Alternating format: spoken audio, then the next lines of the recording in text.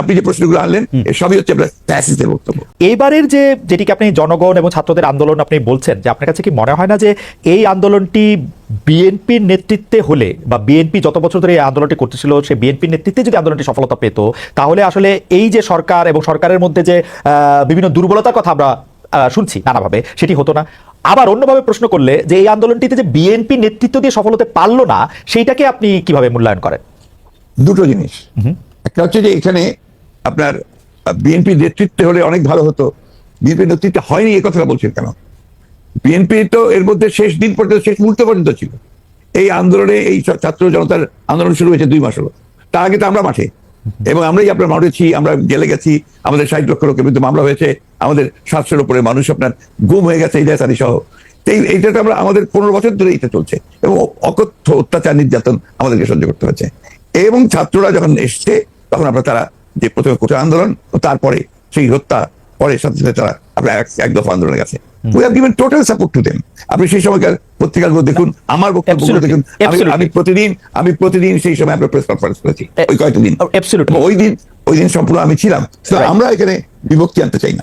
আমরা এখানে মনে করি এটা বিভক্তি না। আমি আমার বক্তব্যটা শেষ করে ফেলি ভাইয়া। জি প্লিজ। এটা হচ্ছে যে এই বিষয়টাকে আমরা এক করে দেখতে চাই। এখন যে কোনো ধরনের একটা মিসআন্ডারস্ট্যান্ডিং তৈরি হওয়া বা একটা ভুল বুঝবুঝি হওয়া, সমঝোতার অভাব হওয়া, এটা কিন্তু দেশের জন্য এই মুহূর্তে এতটুকু মঙ্গলজনক হবে না। না, এটা আমি আপনার সাথে দ্বিমত পোষণ করছি না, কিন্তু আপনি বলছেন যে আপনি আসলে সাপোর্ট দিয়েছিলেন। আপনার সেই ব্যাপারে কোনো সন্দেহ নেই। আমরা প্রতিদিন আপনার বক্তব্য আমরা মিডিয়ায় দেখেছি, সরাসরি দেখেছি, বক্তব্য দেখেছি। আমার প্রশ্ন, আপনারা তো সাপোর্ট দিয়েছিলেন, কিন্তু লিডারশিপটা ছিল যে আসলে ছাত্রদের হাতেই, তাই তো? মানে এটা এই জায়গাটাতে আপনি যাচ্ছেন কেন? আমরা তো লিডারশিপ, লিডারশিপটা আমরা ক্লেম করিনি। আমরা ক্লেম করেছি যে আমরা শেষ মুহূর্তে লিডারশিপ আমরা দিয়েছি, একটা ক্লেম করেছি, করিনি তো? ওটা যাচ্ছেন কেন? আমরা বলছি যে ছাত্ররা শেষ মুহূর্তে, যে আমি তো আমার বক্তব্য বলেছি যে গোল আমরা তৈরি করে দিয়েছি, কিকটা করেছে ছাত্ররা।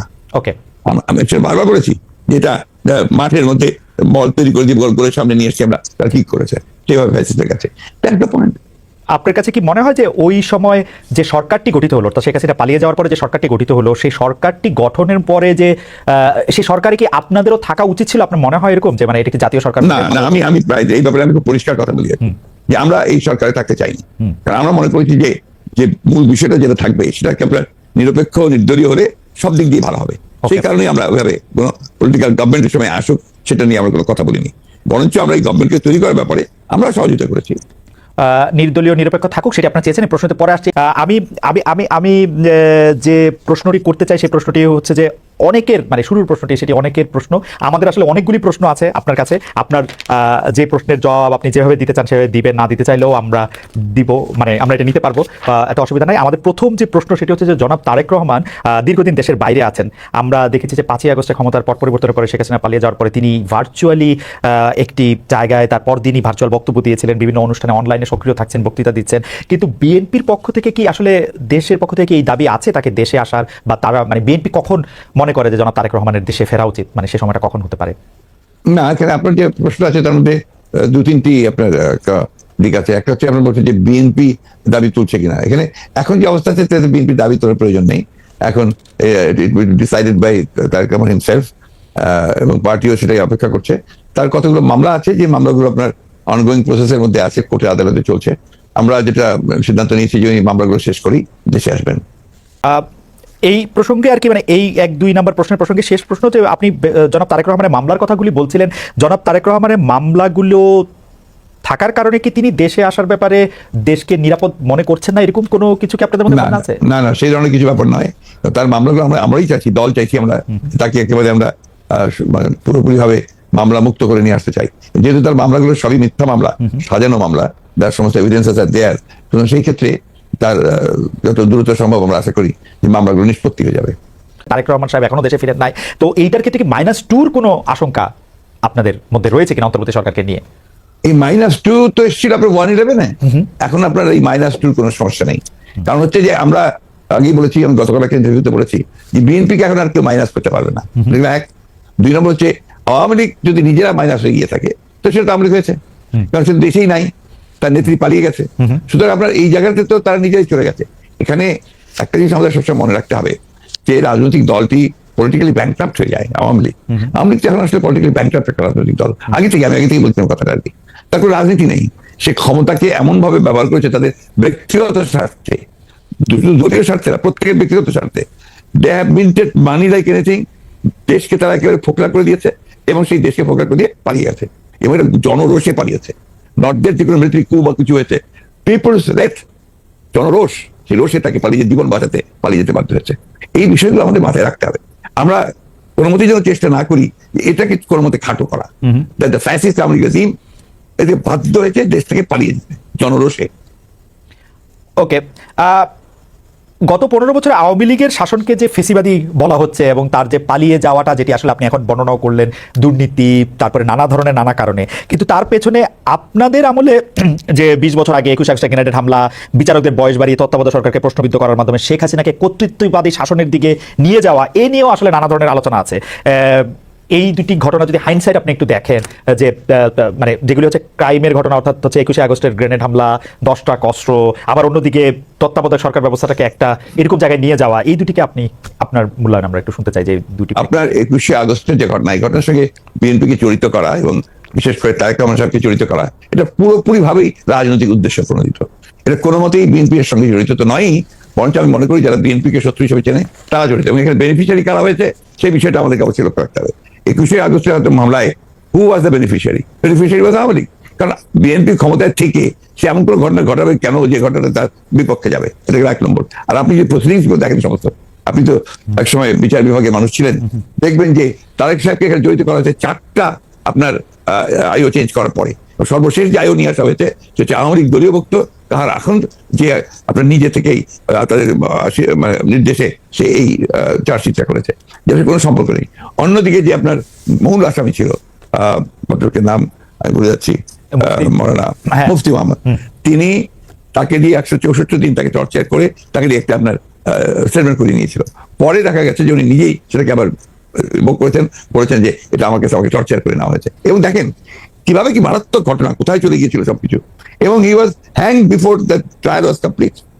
যে প্রধান আসামি তাকে আপনি আগেই অন্য একটা মামলাতে জুড়িয়ে দিলেন যাতে আসল সত্যটা বেরিয়ে নিয়ে আসে।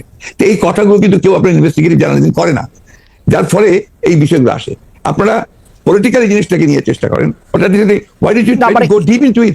একবারই শেষ করি প্লিজ। ইনভেস্টিগেটিভ জার্নালিজমটা সিরিয়াসলি করেন এবং এটাকে ফাইন্ড আউট করেন যেটা আসলে ব্যাপারটা কি ছিল। সেটা করছেন না, করছেন যে বিএনপি কিন্তু সরকার করার জন্য করছেন। এটাকে আমি মনে করি এটা এক ধরনের রাজনৈতিক উদ্দেশ্য প্রণোদিত। ওকে ওকে, আমি ইনভেস্টিগেটিভ জার্নালিজমের প্রসঙ্গে মানে আমি আপনাকে মাঝখানে ইন্টারাপ্ট করতে চাইনি, আমি শুধু বলতে চাইছিলাম যে এইটা তো আসলে আমাদেরও সীমাবদ্ধতা থাকে, ইনভেস্টিগেটিভ জার্নালিজম আমরা করতে পারি নাই, কিন্তু এই কথা তো সত্য যে বিএনপির আমলে আমরা একটা 21 আগস্টের গ্রেনেড হামলা পরে আমরা একটা জজ মিয়াকে দেখেছিলাম, যে জজ মিয়া একটা বানানো হতে পারে। আমি ধরে নিচ্ছি সেটা আপনার মনে করছে যে ভুল, আমিও ভুল ধরে নিচ্ছি, কিন্তু আপনারা তো পারতেন এখানে একটা ইনভেস্টিগেটিভ জার্নালিজম করে আসল সত্যটা উদ্ঘাটন করতে, সেটা তো করেননি। আমি আপনাকে আসল সত্যটা বলছি, যেটা আমি বললাম। আপনি এই জিনিসগুলো তো আপনারা কখনোই তুলে ধরবেন না যে 4বার তার আইও চেঞ্জ করা হয়েছে, কখনোই তুলে ধরবেন না যে কার আখলকে দেওয়া হয়েছে, যে আওয়ামী লীগের নমিনেশন চেয়েছিল, অবশ্যই তুলে ধরবেন। কখনোই তুলে ধরবেন না যে মুফতি মাহমুদকে বিচার শেষ হওয়ার আগে থেকে আপনার ফাঁসি দেওয়া হয়েছে। দিস আর এভিডেন্সেস যেখানে আপনি পরিষ্কার বুঝবেন যে একটা শুধুমাত্র সাজানো মামলা, তাকে এখানে জড়িত করার জন্য এই কথাগুলো এসেছে। তত্ত্বাবধায়ক সরকার ব্যবস্থা বাতিল করার জন্য বা তত্ত্বাবধায়ক সরকার ব্যবস্থাকে প্রশ্নবিদ্ধ করার জন্য বিচারকদের বয়স বাড়ানো এবং একজন বিচারপতিকেই আসলে তত্ত্বাবধায়ক সরকার ব্যবস্থার প্রধান করার লক্ষ্য নিয়ে সেইটা করার কারণে বিচার মানে এই পুরো বিধানটাই এটা দিস ইজ ইওর ন্যারেটিভ, এটা আমাদের ন্যারেটিভ নয়। আমরা মনে করি যে ওই সময় প্রয়োজন ছিল আপনার বয়স বাড়ানোর ব্যাপারটা, ওটা বাড়ানো হয়েছিল। ইট মে নট ওয়ার্ক, সেটা অন্য কথা। একটা জিনিস আপনি আবার ভুলে যাবেন না যে 1/11 আগে চক্রান্তটা একটা হয়েছিল। সেই চক্রান্ত হচ্ছে যে আপনাদের সেই 9/11 ঘটেছিল তার আগে। আর এখানে আপনার কিছু পশ্চিমা দেশ একসাথে হয়ে টিউজডে ক্লাব তৈরি করেছিল, একই সঙ্গে ভারতবর্ষ তার সঙ্গে যুক্ত হয়েছিল এবং তাদের মূল টার্গেটটা ছিল যে জাতীয়তাবাদী শক্তিকে এখান থেকে নির্মূল করা।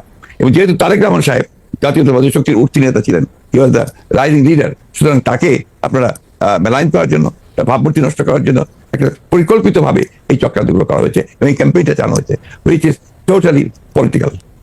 অন্তর্বর্তীকালীন সরকার আসলেই আমরা আমরা আমরা আমরা আমরা দেখি যে এইটার সাথে আসলে নানা নাশকতা পাশকতা যুক্ত হয়। আপনি যেটিকে আন্তর্জাতিক চক্রান্তের কথা আগের সরকার মানে 2007 সালে সরকার বললেন, এবার অন্তর্বর্তীকালীন সরকার আগমনটাও কি আপনার কাছে একটা চক্রান্তের বিষয় বলে মনে হয়? কারণ আমরা দেখি যে প্রশ্ন উঠতে পারে না, আমরা দেখি এবারকার অন্তর্বর্তী সরকারের যে আগমন, এটা একটা জনগণ ছাত্রদের একটা সম্মিলিত আপনার আন্দোলন, আপনার অভ্যুত্থানের ফলে।